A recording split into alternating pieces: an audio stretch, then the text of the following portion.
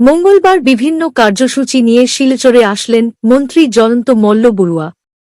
কুম্ভীর গ্রাম বিমানবন্দর থেকে মন্ত্রী জয়ন্ত মল্ল বড়ুয়া শিলচরে উপস্থিত হয়ে শিলচর গুরুচরণ কলেজে অসম বার্ষিক সংখ্যালঘু উন্নয়ন বোর্ডের উদ্যোগে 128তম নেতাজি সুভাষচন্দ্র বসুর জন্মদিবস ও পরাক্রম দিবস অনুষ্ঠানে অংশগ্রহণ করেন।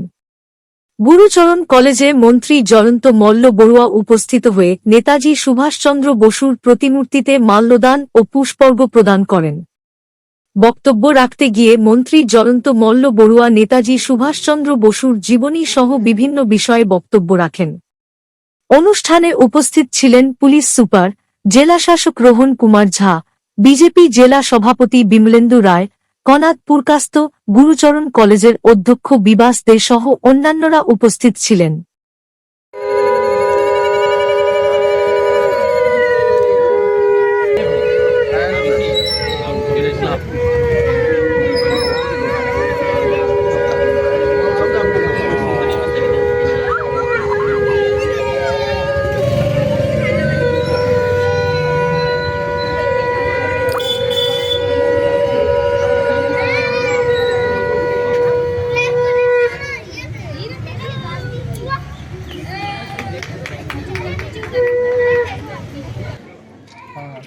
কৌশিক রায় মহাশয় রয়েছেন, জেলা আয়ুক্ত রোহন কুমার ঝা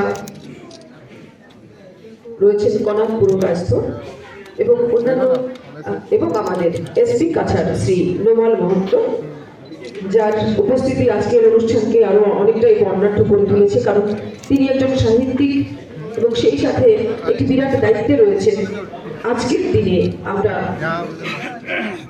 তাকে পেয়ে এই অনুষ্ঠানে অনেকটাই আমরা অন্য একটা মাত্রা পেয়েছি। আমি সবাইকে অনুরোধ করব প্রদীপ প্রজ্বলনের পর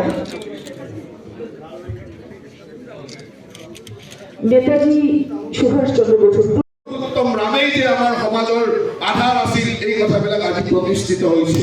ঠিক তেনেদৰে নেতাজীৰ কথা আমি প্ৰতিষ্ঠিত কৰিব লাগিব। আজি আমি এই ধৰণে আমাৰ পৰাক্ৰম, আমাৰ বিজয় কথাবিলাক আমি লৈ যাব লাগিব। মোগল বা ইংৰাজৰ পৰাজয়ৰ দিনবিলাক, গোলামীৰ দিনবিলাক আমাৰ ইতিহাস নহয়। আমাৰ 5000 বছৰীয়া ইতিহাসৰ মাজত কেতিয়াবা 100-200 বছৰ, 500 বছৰ আমি হয়তো কাৰোবাৰ ওচৰত পৰাজিত হ'ব লগা হৈছিল। বিভিন্ন জনে আমাক আক্রমণ করেছিল, কিন্তু 5000 বছৰীয়া এটা গৌৰৱোজ্জ্বল ইতিহাস আছে। প্ৰতিটো সময়তে আমি ভাৰতবৰ্ষই গৌৰৱেৰে স্বাধীনতাৰে সুন্দৰভাৱে জীয়াই আছিলো।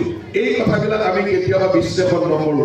আৰু আজি আমি আনন্দ অনুভৱ কৰো যে আমাৰ মাননীয় প্ৰধানমন্ত্ৰী ডাঙৰীয়াই যেতিয়াৰ পৰাই প্ৰধানমন্ত্ৰীত্বৰ দায়িত্ব লৈছে তেতিয়াৰ পৰাই এই গৌৰৱ কথাবিলাক আজি ৰাইজৰ সন্মুখত, নতুন প্ৰজন্মৰ সন্মুখত অহা আৰম্ভ হৈছে। সি ৰামৰ গৌৰৱ কথাই হোক বা মহাভাৰতৰ ৰামায়ণৰ দিনৰ গৌৰৱ কথাবিলাকেই হোক বা স্বাধীনতাৰ পিছত ভাৰতবৰ্ষৰ প্ৰকৃত সেনানীসকলৰ কথা হোক। ভাৰতবৰ্ষৰ স্বাধীনতা যুঁজৰ আটাইতকৈ ডাঙৰ সেনানী নেতাজী সুভাষ চন্দ্ৰ বোস, বল্লভ ভাই পেটেলৰ দৰে মানুহবিলাকক কৰবাত যেন নিষ্প্ৰভ কৰিবৰ কাৰণে ব্যৱস্থা কৰা হৈছিল, আৰু সেইবিলাকে আমি ভাৰতীয় ইতিহাসত দেখা পাইছিলো। এয়া আছিল বাও বুদ্ধিমত্তাৰ বা বাও বুদ্ধিজীৱীসকলৰ ইচ্ছা।